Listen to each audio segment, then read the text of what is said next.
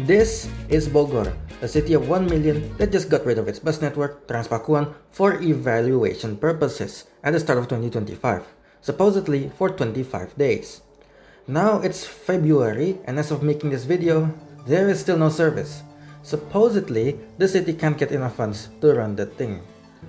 What do you mean you don't have enough funds to run the thing?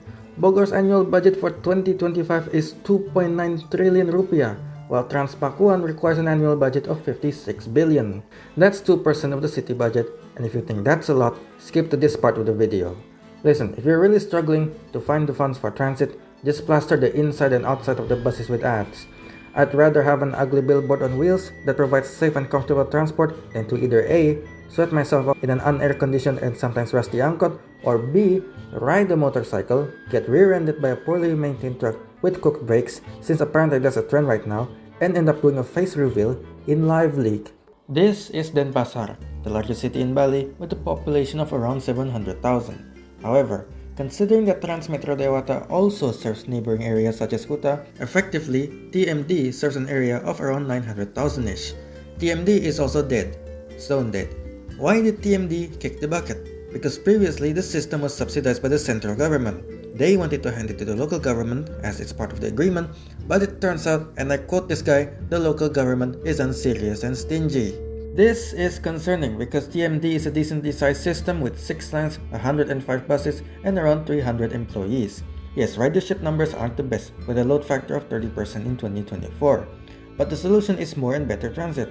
Bali is not a deserted island. It is a decently crowded island with a population of over 4 million, with an average density of 790 per square kilometer that's also full of tourists who can't bring their cars there, and multiple major trip generators, places where lots of people want to go. You know, if Bali had good public transport, maybe there would be less unlicensed tourists recklessly driving motorcycles and getting sent into the white throne of judgment early. TMD might operate again in July this year. Having your bus network cease to exist for 6 months show that there's a severe and grave lack of seriousness by the local government. They either treat transit like a gimmick or welfare for the very desperate, something that they can cut when things get hard. We need to treat transit like water and electricity, something that is unacceptable to lose for any city larger than say 50,000. TMD requires an annual budget of 90 billion, which might sound like a lot, until you realize that's 1.3% of the province's budget of 6.8 trillion. This is Makassar, population 1.5 million. It had 3 bus lines before 2025, which is, for lack of a better word, is atrocious. Now it has 1. Due to a combination of lack of funding from the Ministry of Transportation, the government of South Sulawesi so far only agreed to fund 1 corridor, with the other 2 still being discussed. You know, Curitiba, Brazil has 250,000 more people, and the BRT system that has over twice the daily ridership of Jakarta.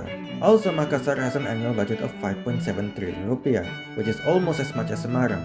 More on that later. Lastly, we have Palu, which has survived the 2025 Indonesian transit apocalypse, but they bring the city up because it is not completely safe. As of 2025, Trans-Palu stopped being free, and there have been reports of low ridership, and some people have been questioning the existence of the service. Look, 5 billion rupiah a year is a bargain when you consider Palu's annual city budget of 1.8 trillion.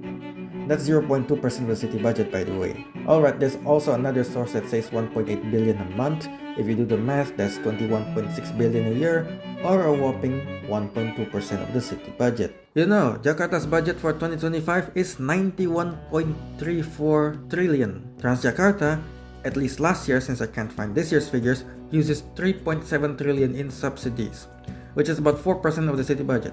And that's just the buses, not including the trains. So it is completely normal to spend well over 5% of your city budget on transit.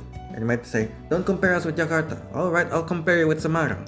City budget is 5.8 trillion, or about as much as Makassar. I actually couldn't find information on Semarang's funding for 2025, but considering they've lasted for 16 years and the system looks like this, yeah, no excuses. To anyone that thinks that transit is a waste of money, despite the fact that most Indonesian cities can easily afford them, needs to consider this. Do you want your 80-year-old grandparents or your teenage son and daughters who are under 17 to ride a motorcycle? Both are dangerous, and the second one is illegal.